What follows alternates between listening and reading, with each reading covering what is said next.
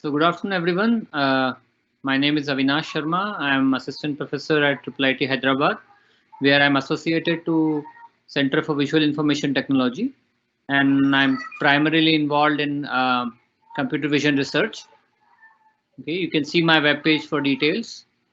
So we'll talk today about very high-level bird's-eye view of what are various computer vision applications for artificial intelligence.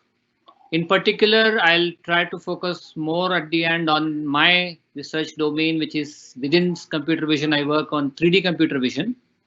Okay, so that is the plan. So let me start with some slides because computer vision is of course more about images, videos, 3D. So it will be good if I can start with some set of slides to give you an idea of what kind of applications we try to explore, we try to develop in IIIT with undergrad students. So it is not just limited to the MS or PhD students, but even the undergrad students we try to do. Okay, so let me share the screen with you. Okay, so if you have any question, of course, you can write down in the chat box provided to you, and then I'll have a look at it after the presentation. So as I listed here, my area is 3D computer vision. As you can see from this video, which I have played, is actually a 3D reconstruction that we obtained from a single view image. It's an MIT dataset that we have worked on. And of course, my affiliation is CVIT, while I'm actually at IIIT as a work as a faculty. So these are my past affiliations. So I graduated with my master's from IIIT itself, in fact. And then my PhD from India, which is a French research organization. And there I was affiliated to University of Grenoble. They are actually, it's a town where it's a beautiful town in the mid of Alps where Joseph Fourier was born actually. So it's a very beautiful place in the mid of Alps, a lot of skiing and climbing. Then actually I moved to corporate research for a couple of years where I was working at Xerox Research in Bangalore, but I was sort of collaborating with the groups in Palo Alto and also in Grenoble Center. Okay, so after that, almost 5 years before I joined IIIT as a faculty.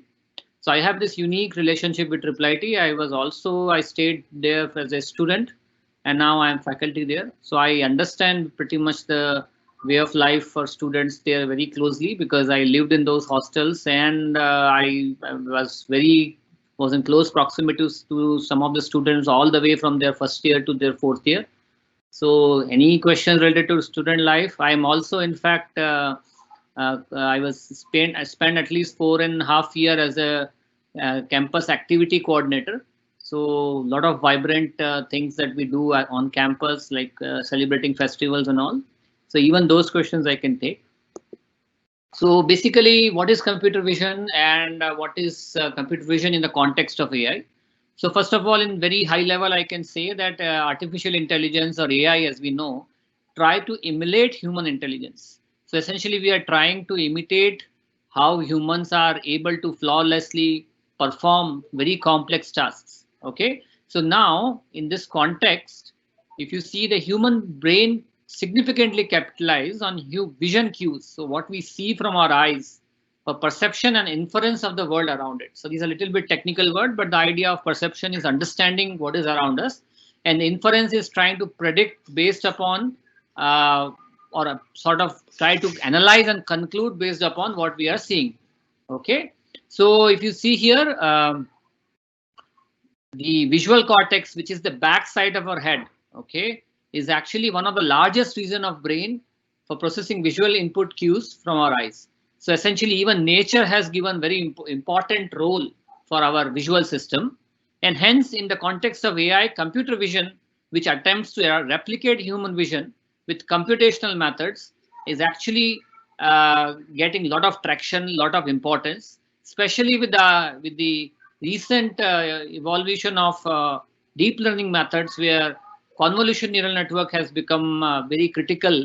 It made many applications like autonomous driving really feasible with top companies in the world actually trying to, Google or Tesla or many other companies trying to gain that kind of competence.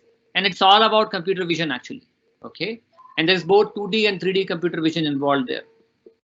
So I'll just go to very high school level diagram. You might all have seen about the internal construction of the human eye. So basically, what human eye has is there's a lens, right, around the cornea. There's a pupil. Actually, behind that is lens, and then there's a screen actually in the back side of the eye, which is called the retina. So the light rays actually first come and strike the object because we cannot see in the dark. We need some light source. In the outside world, it's typically the sun or moon in the late evening, some good nights. And then essentially the light rays from those source actually hit the object and enter in our eye. It passes through the lens and then create an inverted image on the retina. Okay. And this inverted image is then picked up by the brain and then actually is analyzed. Okay, that is what in nutshell computer or human vision does, at least at the camera level. So you can think of our eyes as a camera. In fact, in technical term, we call them a stereo camera because there are two cameras which are placed together with a small disparity. Okay, and that gives us a sense of depth. How far the object is, we get a sense from these two cameras that are mounted, which are our two eyes. Okay, so I won't go too much technical about that. But the very basic idea of image formation I'm just depicting here. So, basically the light rays, which are nothing but a stream of photons actually emitting from the source, in this case a bulb, hit the object. Then based on the object surface property, some wavelengths are actually absorbed, some are reflected back. Now these reflected back wavelengths actually go and enter the camera and fall in the image plane, which typically in the analog camera used to be the negative screens. In the digital camera is a CCD sensor. So I'm just trying to replicate that sensor here. Of course, this is called virtual image plane. So now what you are seeing is in front of camera, but as I see in the human eye also and in actual real cameras also, image is formed in the behind the lens. Okay, so this is a digitized image with pixels here, what you are seeing. Okay, so essentially the idea is we are trying to digitize the world while imaging it, and the world is typically 3D, and what we receive in the image form is at least 2D.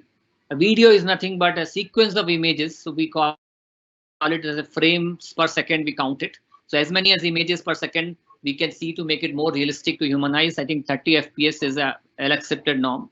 So any sequence of frames moving at 30 FPS can be considered as a human perceptible video. If you move in slow motion, you will see it as a different way. Okay.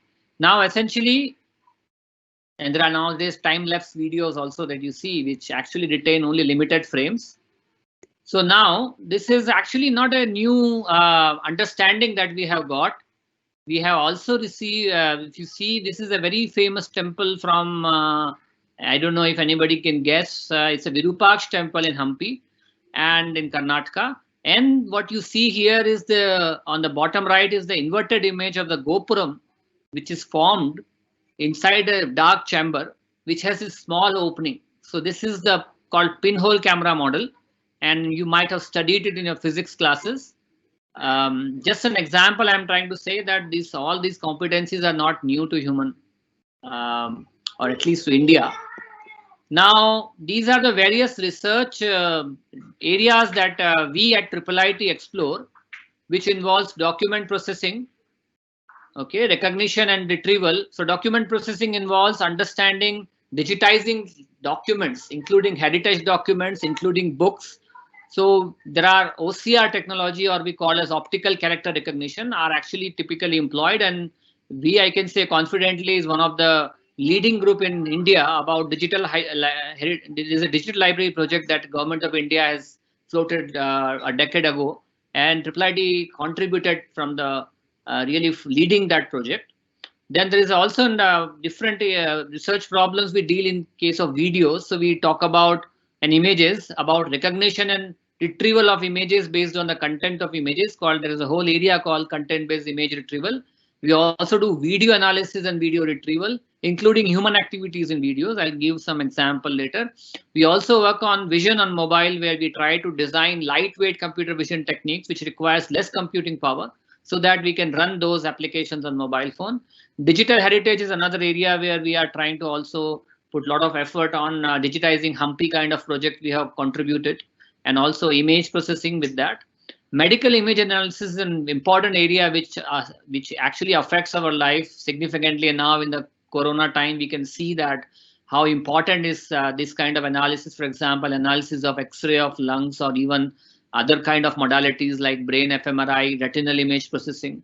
So we have a strong competency in those domains, and we collaborate with many hospitals nearby for the same. So there is also a scene understanding that we do, and that is actually perceiving the world around us. So that is very important topic. And then we also have a 3D reconstruction that we try to actually attempt in the context of heritage, in the context of basically the, understanding the 3D around us for human body also. Then we also work on computational cameras, designing new cameras, and graphics, and basically really rendering, or you can say developing games or game-like of content we also work on. So that is what we do. So I'll just start quickly a little bit more detail about some of the examples that I was talking about. So for example, video analytics.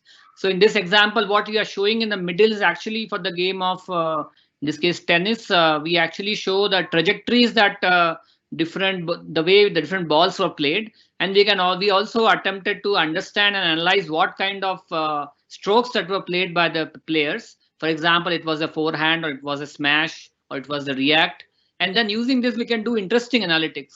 And this project is important to mention here because this is one of the projects that actually went live on one of the top broadcaster with a collaboration with IIIT.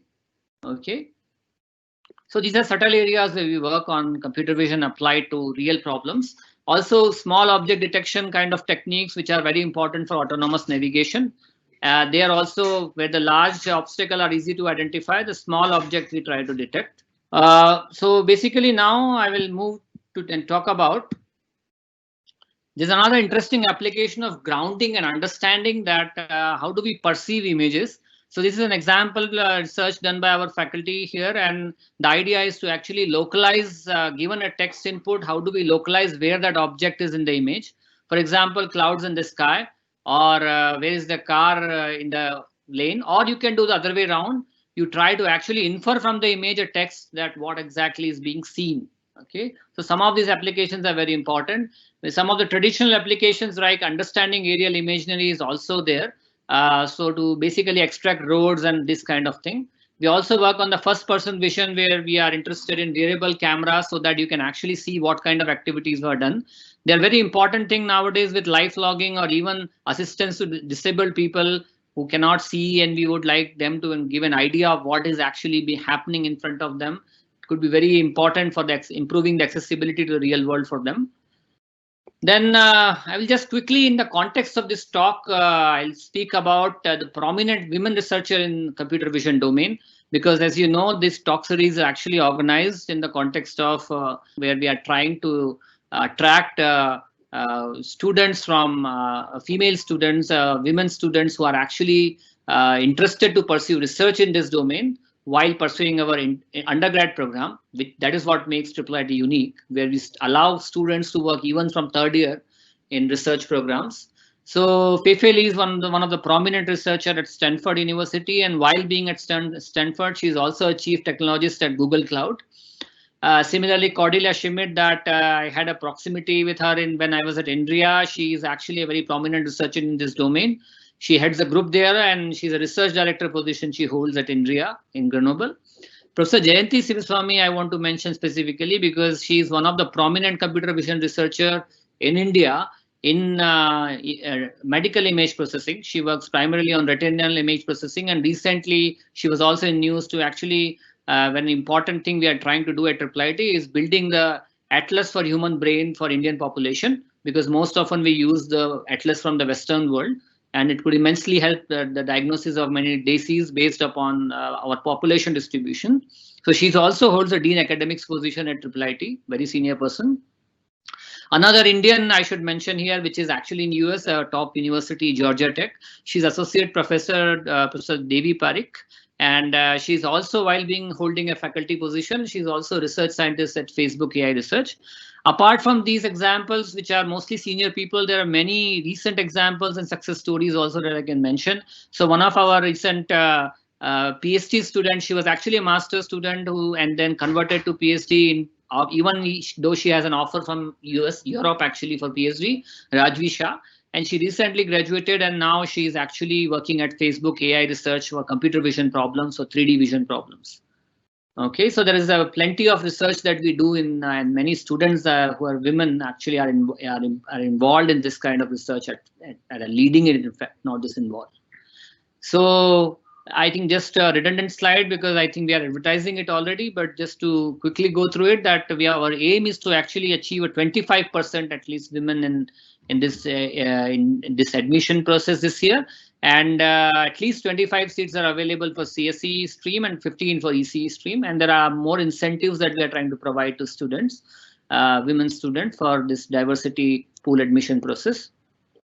So basically, just to I'll give a glimpse of it because I'm sort of running a couple of minutes late. What 3D computer vision is.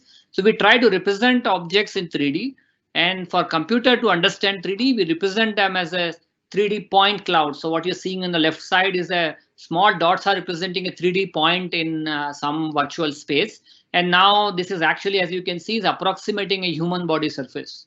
And then if we locally connect them with some edges, then it becomes a graph representation, and that is shown as a mesh here. So you might have heard about meshes in 3D, and this is just another kind of representation that we have called volumetric representation.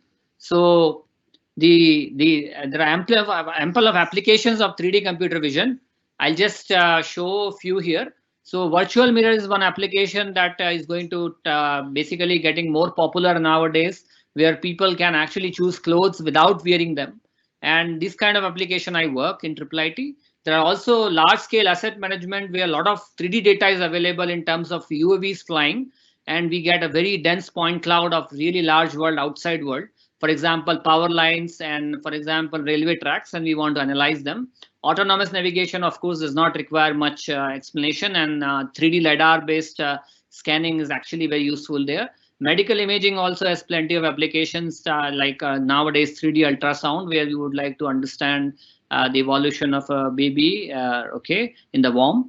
And there are plenty of other applications like augmented reality, virtual reality, mixed reality applications, heritage preservation, which requires understanding of 3D world from starting from reconstruction to analysis. So there are, of course, many devices now in commercial domain available, like Kinect or Intel, and other companies also have devices. There are also more commercial and expensive devices that are actually affordable right now to large companies. Even smaller commercial products like iPad Pro has now LiDAR scanner, and they give you a very dense point cloud, what you can see here. So this is one example of a dense point cloud of a real world environment where the power line is passing in the middle. So in particular, I work on that kind of data also, and then also human body reconstruction, human motion capture. And in the context of Indian clothing, it becomes a more challenging problem because it's a relatively less tight clothing. And then how do we reconstruct? Some of the samples, what you're seeing here on the bottom, are actually captured in our lab. So essentially, it's a very interesting problem, and now a lot of players in the industry are interested in this problem, starting from of course, the games broadcaster. And there are also many other applications like physiotherapy, sports analytics, yoga trainer. Many applications require capturing the human body, pose of the human body, shape of the human body, and rendering it apart from animation. So these kind of things we do in IIIT. These are some of the state-of-the-art results from other groups also. And this is what we actually aim to conquer getting more realism into human body reconstruction, face reconstruction, hand reconstruction. And now I'll just conclude the talk with this slide where we are just showing the important links that you can actually access to get more help about our ongoing program. So now I'm done. I'm open to any questions. So in general, I'd like to summarize this, that it's a very important area, computer vision, and IIIT in general has a very strong ecosystem for research. Starting from second year summer itself, we start our research induction. And then some of the even third year, fourth year students are actually have published a very top tier conference. One of the success stories is actually a student who published a top conference paper in third year and now became a CEO of a startup that he did along with the faculty involved in that paper on 3D cameras, designing new cameras, and they attracted huge funding from abroad. So there are a lot of such examples out there. And for in particular for women also, as I've given already an example of one of the ex-student Rajvi Shah, there are a lot of success story for undergrad students also playing important roles in top universities as a master's or PhD student abroad, or as an employee of top research group across the world in different research industry or corporate research environments. So if there is any question now, I'll move to questions. So I can see a few questions already. I'll try to answer them. So the first question is, which companies are working on computer vision in AI and what is the scope of the field? So I already named many companies during this presentation that I made to you.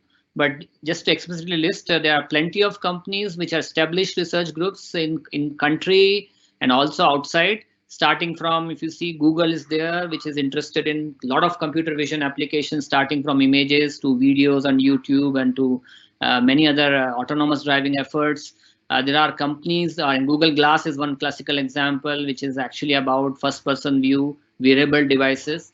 Then there is a Facebook, which is very much interested now in 3D world, 3D object, 2D object, images, of course, faces. They have been interested since beginning. You can name any company nowadays. In fact, there are many hardware companies or the production companies also are interested in this kind of research of understanding how a manpower is working. We recently collaborated with a Japanese company which is involved in huge production or manufacturing plants, and they are interested in understanding the productivity of their employee by looking at the skeleton and this kind of thing, how you people are actually moving environment, are they actually performing their task efficiently. So pretty much all companies in all industries which are going for AI solutions require camera enabled perceptual input, and that is where the computer vision comes into picture.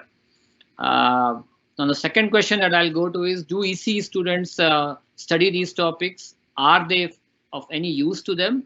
Yes, it's a very important question. And the answer is yes. In fact, many of our professors also are from ECE stream, like Professor Jayanti, as I mentioned. There's another senior professor, Professor Jawahar.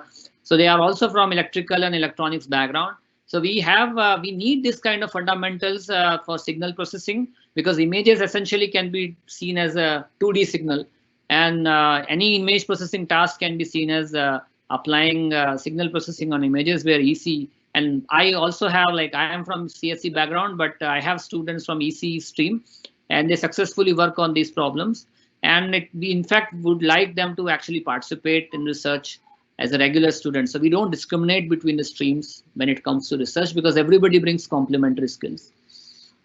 Now, another question there is, isn't this too advanced for UG students? Are there courses on these topics? So definitely we don't directly expose you to unknowns. We actually train you. That's why the first 2 years we have a very rigorous course plan, which of course continues. The only difference is in the first 2 years you have a lot of core courses where you build background in probability theory, in statistics, in linear algebra. So these are all mathematical tools which are useful in signal processing, in computer programming, which is one of the most important course apart from the other courses I mentioned. And we do rigorous coursework here. We prepare you so before you can actually go to those advanced fields, so that in third year, fourth year, you do more advanced courses while being part of research lab and working with MS PhD students.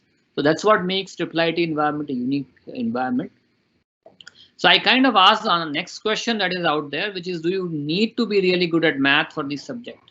And what kind of math is used? As I mentioned, linear algebra, calculus, then we have probability theory, and these areas are statistics. These are very important fundamental courses that we actually run in IIIT, and we want our students to get very strong concept in this domain, because no matter what kind of high-level research you do, everything builds upon these fundamental bricks that actually you put together for any solution that you try to model. Okay, so mathematics is very important, and we definitely try to train you in those things. So we don't assume that you have very strong fundamentals in mathematics. We try our best to actually train you before we expose you to advanced ideas. So how does research help in getting a job is very important question, because as I said, a lot of companies are out there in India also and abroad for this kind of jobs. And also a lot of startups are actually coming up in this domain in AI in general and computer vision enabled AI. So we get plenty of companies which we reach out to us through our formal placement program. And most of the research students, which are honors students, for example, or even MS PhD students, they are most of the time directly hired by these companies through contact through faculty members. They advertise these positions. So they keep looking for people with expertise in specific domain. And that's what makes a IIIT also a unique opportunity for them, because our undergrad students are also having research ready skills, and they can actually aim to hire them, write a lot of patents with innovating new ideas, or even write research papers while developing products. So yeah, we enable you for actually going, and today itself I was talking to one of my friend in the industry for a long time, and that's what this person was praising about IIIT students, that they have very good hands-on skills and they are ready to actually put them into a really given task from a designing a product point of view. So what opportunities of UG research is there in CV and AI? So as I said, plenty of, an example I gave already about a student who actually published a paper in his third year, fourth year. There's another student who actually went for an Oxford, University of Oxford. He published at least 4 or 5 prominent papers. He was an undergrad student, then converted to dual degree, if I'm correct. So there are plenty of examples out there for UG students doing research in computer vision domain and in general in AI domain, in language processing and many other groups that are there in IIIT. So another question is, do only research students study these subjects or even normal undergrad students do? So we also have this, apart from the honors program that we run for undergrad students who don't want to do a thesis masters in IIIT, we offer these courses, but also the regular BTech students who opt not doing honors program also get benefit of the same set of courses. So there is no restriction on who can take the courses, as long as you satisfy the prerequisite requirement that we have well-defined trajectory for that. You start with core courses in first and second year, and then you take advanced courses in specific fields as you grow more expert in that domain. You also have a fourth year BTP project program is there for those who don't opt for honors program, where you can do work with a research in a research group with a research advisor on a research project while being a regular BTech student. So now a very relevant question that is being put here, which is how is CSE at IIITH for girls? As I said, that with my experience being a student there and now being a faculty there, I would say we do not have any discrimination of any kind based on gender, race, or anything. So it's a very open campus where everybody's got equal opportunity. In particular for girls, if you ask me, since we said we don't discriminate, there are no major restrictions for movement of girls or boys from hostels. We trust our students in their maturity. We give them opportunity because we know when they enter, they are very young and not so mature. And by the time they exit this institute, they have to be men and women who are capable to handle the societal responsibilities. So we kind of give them quite equal opportunity. Having said that, we also have very good, I should say, secure environment, and even overall the culturally Hyderabad is also a very nice place to live. That's my personal experiences. And then even for women, it is quite safe. And the area in which we are living, we're living in the sense where the institute is there, is a very prominent place now with a lot of top IT companies and universities around us. University of Hyderabad is there, ISB is there, and a lot of really big companies are out there, including Google and Infosys, Microsoft. So it's a very good and nice area, and the city overall is also very nice and good for girls. In terms of CSE, specifically a program for IIIT for girls, I think it is a very good program. Even EC is very good program, and where I see a lot of girls which are actually students who are participating in a lot of programming contests, and they represent IIIT. They have been doing it very good performance in courses, and of course in general in research. So it's a very good opportunity for girls, an equal opportunity for girls, I should put it that way. A lot of faculty members are also from that gender, so there is no such discrimination. You get a very good environment to work with your peer. This another question is why IIITH is doing a diversity campaign. So this point is a very important point, and as I want to actually say here that it's not that the first time we are trying to do so. We are trying to always reach out to different groups. We also have some other alternate mode of admission like SPEC, where we go to people from rural environments and then we try to actually give them the basic fundamental training, then induct them into our program. So this program is not unique actually. In that way, this is a part of the activity that we are doing to get more representation from different groups, because in general there is a perception that the percentage of women in research and in engineering is relatively less than if you see in the medical domain or biology or biotechnology domain. So this campaign is actually aimed to try to gain some balance in that domain, aspect of having a good representation of women in campus. And this, as I said, is we are also trying to do in general to reach to other students from different background also.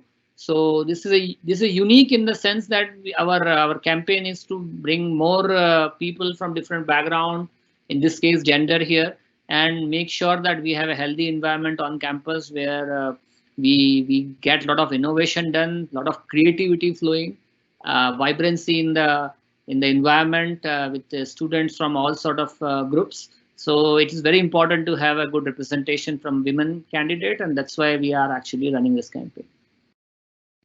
So this is a question. I didn't have a computer science as my optional in class 11th and 12th, but I am interested in AI. Will I face any difficulty? So I should say answer is no, because we don't assume too much prior. I remember whenever we do any orientation to UG1 students, there are students coming from really a rural background also. They even sometimes face challenges with language in communication in English. And we do not really worry too much about that. We give you the kind of training required to come to a level where you can be compete with people in another institutes and across the world. So we give you training of computer science from scratch. We teach you programming, we teach you computer system organization, we teach you operating system. So everything we teach you from very scratch. So we don't assume a lot of training in your undergrad, in your high school or high secondary before you come here. And AI, as I said, is an umbrella term for automation and trying to imitate human intelligence. And computer vision is also in general is a specific case of that and prominent case of that. So I think there's equal opportunity for everyone. There is no need to have a formal training during a schooling before coming here for such courses or such relevant background. So there's another question which is kind of redundant to me now because I already tried to answer it, but I'll still try to go through it. The question is, where do students typically go from this area after they graduate? So I should say a large number of our students go for higher studies. So we actually try to also inculcate that kind of thinking in their mind, because it is very important to have a expertise in a domain. So either they continue here for their masters, or those who are graduating with only bachelors, they also sometimes come back to IIIT for their masters, or most of them go abroad for their PhD. That is what my experience is, giving the letter of recommendation to them. And they go to top institutes. In fact, some of our alumni actually are sitting in University of Oxford. They are professor already. And then there are companies like Amazon Research. There are companies like Google, Facebook. So plenty of these organizations you can find our alumni who are BTech students, and they go there and they take all sort of roles apart from not just as a developer. They also take managerial roles over time. And yeah, so we keep them, we train them not for their first job, but they're for last job. So our focus is more on trying to actually train them with the right skills so that they learn how to climb the tree rather than trying for the low hanging fruit. Okay. And that is with this approach, we have a good success actually in short time as compared to some of the other established institute in the country. We are relatively young institute. And in that term, we have a very good appearance in the presence in the industry in India and abroad. So if you go into any research group in the world, you will hear about people, and definitely there'll be at least few people from IIIT who are working in relevant research domains there. So I think pretty much all research groups in country working or even development companies have IIIT students all around. Okay, so there's another question is, sir, could you elaborate on the project you did on the spectral analysis of brain graph? I found it very interesting and hope you could tell us more about it. So as I said, my primary research domain is 3D computer vision, but IIIT has this unique concept of we don't have departments. So unlike many of the established IITs, which has big departments for everything, because our feeling is that this department concept brings boundaries between people sometimes, and it makes the collaboration across areas difficult. So this work that you mentioned about brain graphs stems from that flexibility we have. So we have centers instead of departments, and faculty heavily collaborate with their students across the centers. So this work is actually primarily done in collaboration with the Cognitive Science Research Group in IIIT, where we try to actually model brains as a graph, where regions are connected through neural fibers. And then we try to analyze the spectrum of the underlying graph matrices and their eigenvalues, eigenvectors. I don't know if some of it you might have heard in your mathematics subject. Otherwise, we'll anyway teach you in detail in our linear algebra subject here. So we try to actually analyze the brains by looking at the fMRI and the structural connectivity and try to understand what is happening in the brain, how it works, how it maps. So we have some top journals there. I'll tell if you ask this question, one of my undergrad students took this project as an honors study with me for 2 years, third year and fourth year, and he got so motivated that actually he worked hard one more year. So he had a very good top offer. I will not name the company, but I will name the package. It was around 35 lakh rupees. So he decided to not join that company and continue 1 year with me without any major funding. Of course, I provided him some basic funding that we give to RA students. And then he joined directly University of Maryland for his PhD in this domain. So this is a very futuristic area and quite relevant to vision also, because it is very close to, as I said, the brain has a lot of dependence on our visual cues. So I feel it's a very interesting area and question. And yeah, feel free to explore more offline. I would recommend we always respond if there's an interesting questions or the email also. You can also reach out to us through our webpage in this session. So as I said that multiple times, I told you that IIIT is a very great place. And since I have been I lived here as a student, I live with undergrad and postgrad students, and I feel that we don't have any major boundary between these groups. We have a very vibrant campus, mostly driven by institute students. There is a quite democratic, I should say, process and presence of students say in the institute's decision making. In fact, if we have a unique structure about the messes where we actually cater different kind of food, and one of the mess is primarily run by student body. So that makes us unique and give us presence. And for diversity point of view, as I said, we actually, I would say personally, if you ask me, IIIT in general, specifically, and Hyderabad and that area in Hyderabad in particular, I would say it's one of the best places in India right now to stay in terms of culturally, it's a very rich place, and in terms of security also, it's a reasonably very good place where you can even walk outside the campus late night, and there are no issues that we observed over the years, major issues. So it is a very nice place, and the policies that IIIT actually have designed over time are student centric. They give you lots of freedom, and then they teach you how to actually be responsible while dealing with the freedom given to you. Okay. So our research labs are open round the clock. There is no timing for hostels to enter and exit in regular time. Of course, the Corona time things are a little bit different. And it's pretty much same with our main gate entrance also. As long as you're responsible, we make sure that you have the full flexibility to work the way you want to work. So yeah, it's a very rich environment. If there are any other questions, I can see some questions are also there which are not very relevant. So there are some questions on MS by Research EC also, and there are some questions on written examination round, the score and all. So I would say that it is better for the questions on the entrance exam. You reach out to the respective admissions team, because I cannot really comment on those questions about the details of interviews and scores. In terms of MS program, yes, I can just make a generic comment that it's a very interesting program. And as I said, that there are no major boundaries between CSE and EC.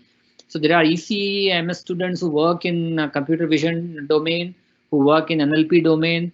So we give equal opportunity, but then there are also interesting researchers who are working in EC domain. In coding theory, there are people who are working in wearable electronics. So a lot of flexible, foldable electronics. So a lot of in robotics, we have a strong presence of EC students. So a lot of opportunities are out there in that domain also. Okay, so if you are done, if there are no more questions, I would like to say thanks. And of course, feel free to reach out to us by our email ID that you can find on IIIT webpage. Okay, with this, I'll stop here. Thank you. Thanks a lot for this joining this session and listening to me.